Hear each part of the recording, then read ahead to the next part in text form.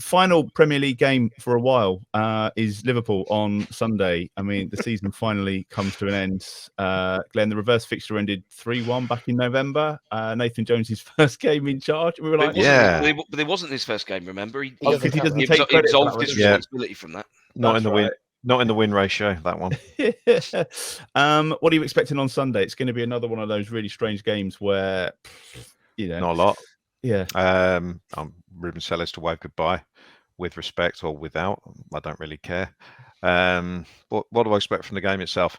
It doesn't look like Liverpool are going to be playing for anything, unless Manchester United managed to lose twice at home, or Newcastle managed to lose twice in the last 2 games. So it looks like Liverpool are just going to be settling for the Europa League place.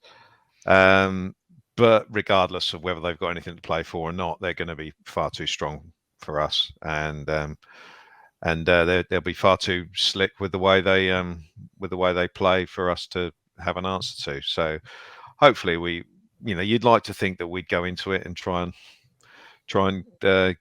give the fans a decent send off for the season, but there's nothing to suggest that we'll do that whatsoever. So we've been waiting for that for the last 10 games. Go on, have a go. But no, we don't do that. Take the brakes off.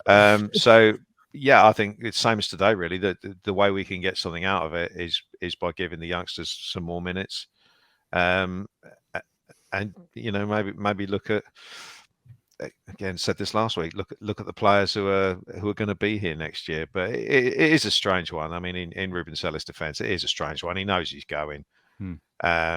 So what's his motivation going to be? He's not really going to be concerned about the future of Southampton Football Club.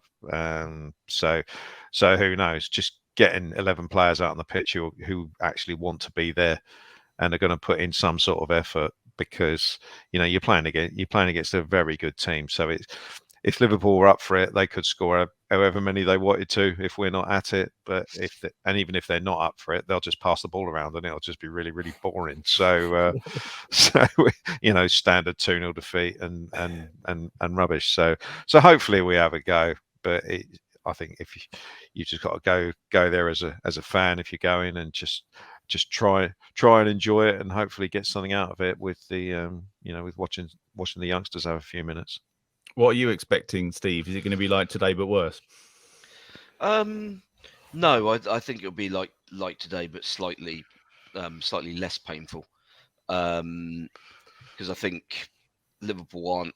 I mean, as mental as it feels to actually say this, I actually don't think Liverpool are on Brighton's level at the moment, despite what the league table might suggest. Well, Brighton are given a few hidings out, haven't they? Yeah, including to Liverpool earlier in the season.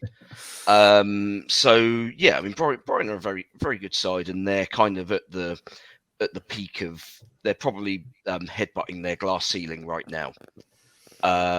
Liverpool are going through a bit of an iffy patch. There's probably going to be an awful lot of change in the summer. So actually, they're the team that Jurgen Klopp names Sunday. I wouldn't be surprised if it's got a case of playing all the old hits about it. Firmino's off, so I've no doubt he'll start and probably score a hat trick. And I mean, you look at their midfield, like constant talk of needing to refresh that midfield. So James Milner probably playing some part before he then goes to Brighton. So yeah, I think it's going to be one of those sort of disjointed end of season games where ultimately there's nothing much riding on it, but realistically the quality will probably tell in the end. That's a really good point, Jacob, from Saint 194. Do you think Russell Martin would be in the stadium for the game? Yeah, I was going to say that. Maybe. I think you could have that example of Erik ten Hag last year when he was at the Crystal Palace game and overseeing Ralph Rangnick's final game, which ended in defeat. So you could have that. You could see Russell Martin in a director's box with, who knows, Ankerson might even go to a game under Sellers. But yeah, I'm looking forward to it purely for the fact that I've been told that my piece next week will be basically to interview fans in the pub beforehand. So I'm looking forward to, if anyone's in any what pub are you going to be in? I'm going to be in from the morning, I don't know, anywhere. So if anyone wants to have a chat, to have an interview, tell me about the season, let me know. You can buy me a pint if you want, and then we'll just. I was going to say, is there not an expenses budget? There's not a budget. They can buy me one if they want to. Yeah, don't mind. And then I'll rock over to St Mary's about 2:30, and then let's see what happens. And I'm looking forward to seeing what happens. I'm not looking forward to it, but I'm interested to see what happens after the game in terms of if they do the lap of honour and how many people will actually be there. So will you stay for the lap of honour, Glenn? Steve, you're going to be No, I didn't think no. Probably not. I mean, I stayed for a bit of the one against Fulham just to see what the reaction was, and I mean, seeing half of the fan base clapping along like seals as if they put in a great shift was kind of like, nah, I'm not watching that crap again. I would stay, but my dad will be 3 miles up the road by then. The second the whistle goes, he's like, I'm gone. See ya. Do you think the game is just going to be a distraction this week, Jacob? Because it sounds like there might be some bigger news on Monday, Tuesday if they get this announcement over the line and they get it done. It sounds like the game might just be a distraction. I think everyone's been basically saying, in the club, that just get out the season over and done with. Let's just go on holiday. Let's just reset.